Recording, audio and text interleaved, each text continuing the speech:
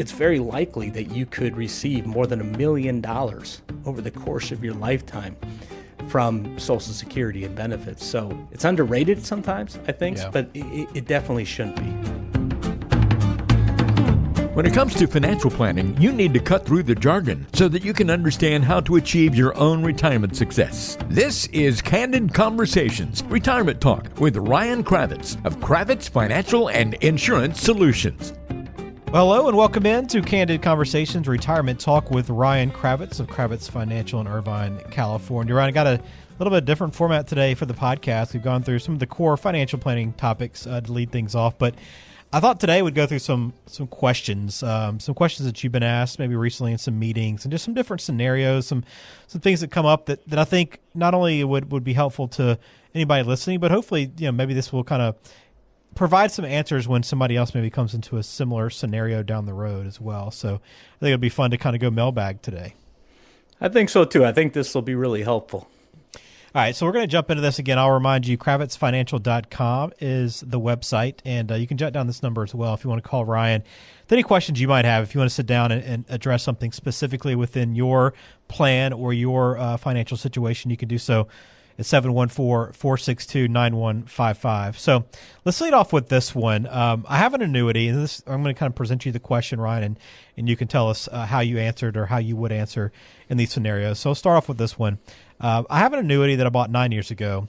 It's going to mature in a year, right around the time my wife is scheduled to retire. I'll have the option of turning it into a lifetime income or moving it into a different investment altogether. Which one should I do? Well, you said right there he has the option of turning it into a lifetime income. So the first thing that's making me think, is this an income rider? So, there's two different ways to get lifetime income from an annuity. There's, the one option is just annuitizing the annuity. And that's typically where you're going to give up access to the lump sum of money to the insurance company. In exchange, they're going to pay you, depending on the option you selected, a guaranteed payout for life, a guaranteed payout for as long as you and your spouse live. And there's other types of options within there as well. But if this is a guaranteed income rider that's attached to this annuity, then we really want to take a look at the current values. In other words, in these types of annuities, you're going to have the account value, and then you're also going to have a separate value, which is specifically a value that's used to determine the income. And then there's a certain percentage that you would be able to take from that. So I'm not sure if this is referring to just going ahead and annuitizing, or if it's assuming we're talking about a lifetime income rider. But I would say certainly before making any change, it's critical to understand how that annuity works and if there's any riders that are attached to that, again, such as that lifetime income rider. And then based on that, the question then is what is that purpose of that money? When are you going to use this money for income? And that's going to be the primary question that's going to help drive the answer to figure out, really what's the best thing that you should do. Yeah, so a lot to think through there with the annuity there. A great question to be asked, and I'm sure those options come up for other people as well. So again, with all these, you always want to sit down with Ryan or your advisor to go through them in detail and to really answer the questions beyond what you presented here in these. But I think it's a great starting point there for sure. All right, next one here. My husband is 13 years older than me, and he's retiring next year. The only life insurance he has is provided by his job, so he'll have none when he retires. Should I take out a policy on him since I'll probably outlive him by several years? All right, so for this one, I just have to give the standard answer here, and that is that it depends.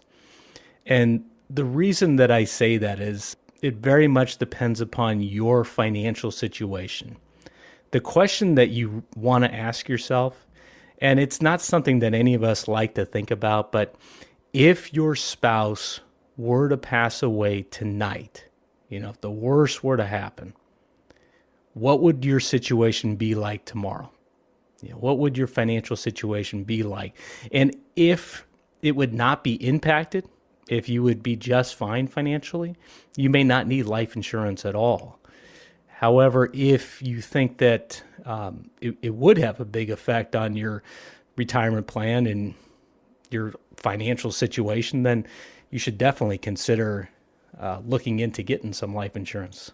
All right, great question there as well. Life insurance, I know, comes up quite a bit. So an interesting scenario there, but again, one that will require a little more info. So the customary, it depends, is always a great way to answer these questions for sure, because it always does, and every situation is a little bit different. All right, next one here. I'm retiring soon, and I asked my financial advisor when I should think about starting my Social Security. He seemed completely befuddled that I even asked him the question and didn't seem to have any insight at all. What am I missing here? Shouldn't that be a basic part of retirement planning? Well, that's a great question. So I think that there's a couple of things at play. I mean, the first thing is to understand that not all financial advisors are the same. Not all financial advisors specialize in the same areas. So it's kind of like a doctor. I mean, you're going to have, doctors that are going to specialize in certain areas. Same with attorneys, and really financial advisors are similar in the sense that, like for me, my area of specialty and really what I focus on is helping people that are either already retired or planning to, typically within the next 5 to 10 years, and to make sure that their retirement plan is intact, that they have the income that they need all throughout their retirement years.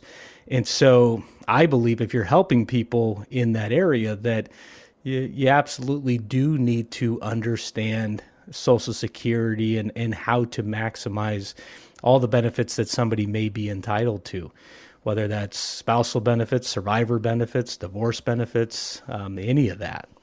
And I think that what comes up here is, some advisors are, for instance, focused on the people that are in the accumulation stage of life. Maybe they, are real good at helping people, with their, budgeting, helping kids, get through college and, saving and investing and saving in accounts there. And, with helping to set up, the 401k plans. There's certain advisors who just focus on, that area. That's really their expertise.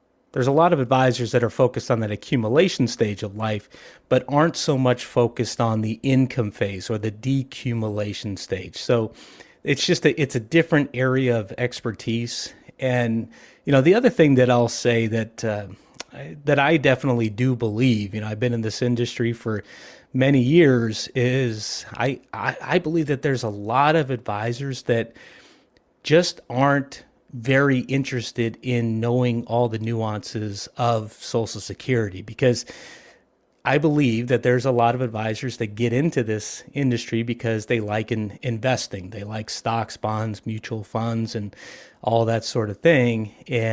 But when it comes to really understanding different government benefits and things like that, it may not be what they really enjoy learning the most and really focusing on. I don't know. That's just kind of my speculation, but I definitely believe if you're retired or planning to soon, Social Security is critical. And a lot of people just kind of look at it as an afterthought. But if you're a higher income earning couple, or even if only, if you're married, and even if only one of you were a higher income individual over the course of your working years, it's very likely that you could receive more than $1 million over the course of your lifetime from Social Security and benefits. So it's underrated sometimes, I think, yeah. But it definitely shouldn't be. Yeah, significant money and a big part of the income, so you don't want to overlook that. Here's one that probably comes up quite a bit for you, Ryan. What's better, term life insurance, universal life, or whole life? All right, I'm going to use my favorite answer here. I should just play this clip before every answer. Yeah, can we just record, the word or the two words, I guess. It depends. Right. And then I could save some words there. So, yeah. But it's so true. It completely depends because, again, it depends on somebody's family situation. So let me give an example here. So let's say, all right, so what's better, term life, universal life, or whole life? So kind of break this down. When it comes to life insurance, to look at it real simply, there's really only two basic types, right? There's term life and then there's permanent life insurance. And within permanent life insurance, there's different types. There's universal life, there's whole life, there's index universal life, right? So there's different nuances within there. But the key thing that you always want to think about when you're thinking about life insurance is, number one, how much do you need, God forbid, if you were to pass away tonight? If the worst happened now, how much do you need? And secondly, how long do you need it? And some people, kind of, don't know how to think about that. Like, how long do I need it? Well, I need it till I die. And that may or may not be the case.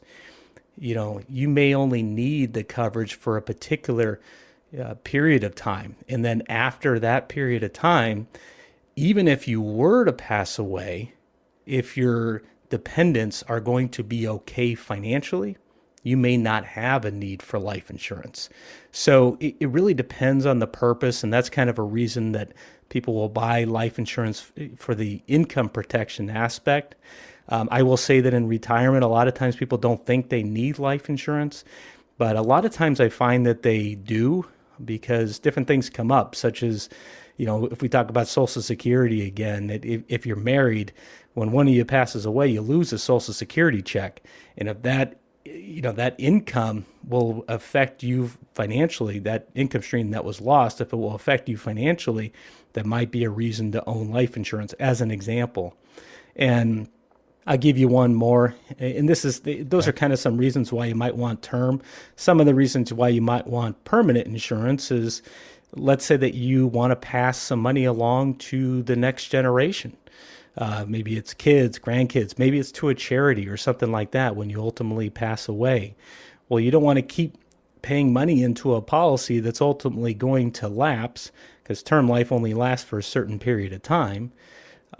If your intention is to make sure that you're just able to pass money along to, kids, grandkids, charity, whatever it is. So again, I'm going to say it again. It depends, case by case basis. All right, so one more I wanted to ask you here before we close out this episode of the podcast, Ryan, is this one here. I really want to protect my retirement money, but I'm not a big risk taker at all.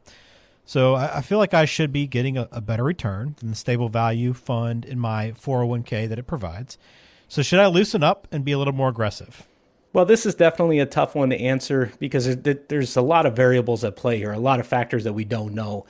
In other words, how old are you? What other assets do you have? How much is inside of that 401k?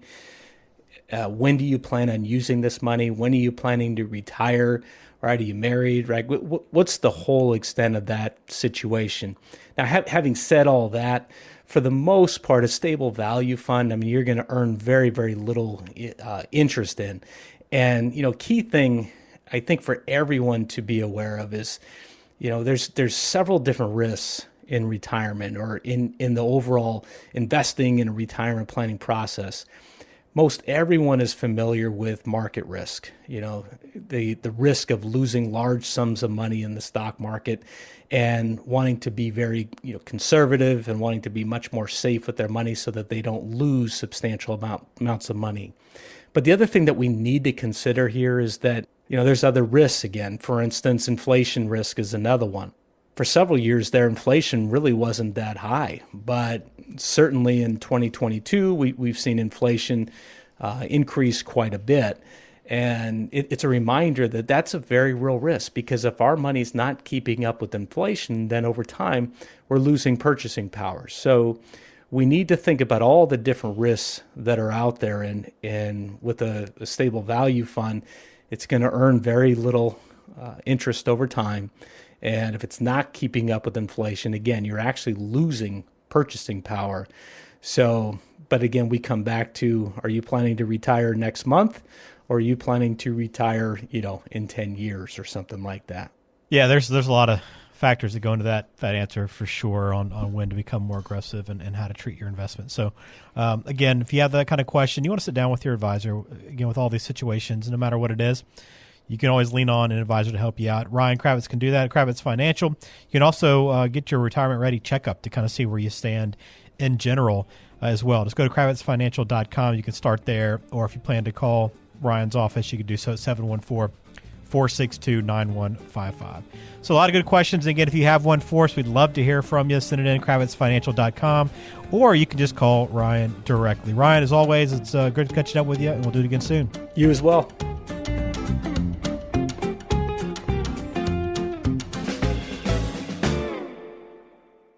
Information provided is for informational purposes only and does not constitute tax, investment, or legal advice. Please consult with a qualified professional before taking any action. Investment advisory services offered through Brookstone Capital Management, LLC, BCM, a registered investment advisor. Cravitz Financial and Insurance Solutions and BCM are independent of each other.